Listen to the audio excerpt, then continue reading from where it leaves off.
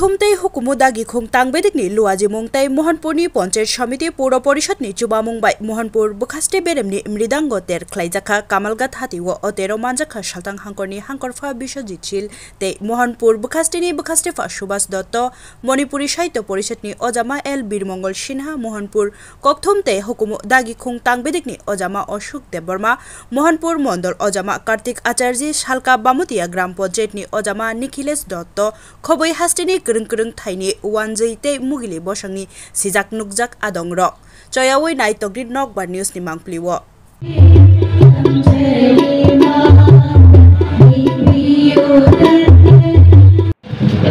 আমি অনুরোধ করব যারা যুব সমাজ আছে সবাই জেনে যাওয়ার জন্য মৃদঙ্গ আমাদের একটি অনেক এনশিয়েন্ট প্রাচীন একটা মিউজিক্যাল ইনস্ট্রুমেন্ট। এটাকে পারকিউশন ইনস্ট্রুমেন্ট বলা হয়।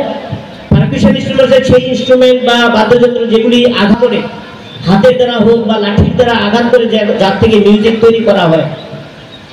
তাহলে আমাদের মৃদঙ্গ কিন্তু শুধু বলা হয় মৃদঙ্গটা যে উৎপত্তি হয়েছে আমাদের ভারতীয় কালচারে, ভারতের সাবকন্টিনেন্টের প্রথম উৎপত্তি হয় মৃদঙ্গ এই বাদ্যযন্ত্রের। তামিল কালচারে, তামিলের হিস্ট্রিতে আমরা পাই এটাকে তানুমাই বলা হয় মৃদঙ্গ। আমাদের ভারতীয় সংস্কৃতিতে মৃদঙ্গের ব্যবহার মিউজিকে প্রচুর। অনেকে এটাকে বলে যে তবলা বাজাইলে আমরা দুইটা, একটা বড় মুখ একটা ছোট মুখ।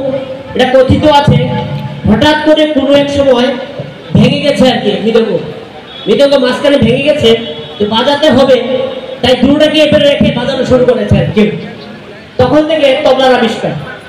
তবলা মৃদঙ্গেরই একটা পার্ট। এমন ধরনের যত আছে পাখোয়া এখন যে আছে এটা কিন্তু মৃদঙ্গ থেকেই এসেছে। প্রথমে মৃদঙ্গ ওয়ার্ডটার থেকে আমরা জানতে পারি মৃদঙ্গ মানে মাটি বা কাদা মাটি শুকিয়ে পুড়িয়ে বানানো হতো মৃদঙ্গ আগে। অঙ্গ মানে হাত, অঙ্গ মানে রিম, হাত দিয়ে বাজানো হয় মৃদঙ্গ। হাত দিয়ে বাজানো হয় এমন একটা বাদ্যযন্ত্র যেটা মাটি দিয়ে তৈরি হতো আগে। এখন আধুনিক যুগে মাটির জায়গাতে কি করি আমরা বিভিন্ন ধরনের কাঠ উড ব্যবহার করা হয়। গাছ মূলত এখন আমি জানি যে কাঠের গাছ ব্যবহার করা হয় বেশি মৃদঙ্গ বানানোর জন্য। এই হচ্ছে মৃদঙ্গের ইতিহাস। এবং আমাদের মণিপুরী সমাজে সবচেয়ে বেশি মৃদঙ্গের কেন, কারণ আমাদের মণিপুরী কালচারে সবচেয়ে বেশি কীর্তনের প্রভাব আছে। কীর্তন ঠিক আছে তো, এই কীর্তনের সঙ্গীত যত আবিষ্কার হয়েছে বা সঙ্গীত গাওয়া হয় মৃদঙ্গ ছাড়া কিন্তু এটা বেশি একটা জমে না, যত কীর্তনই হোক।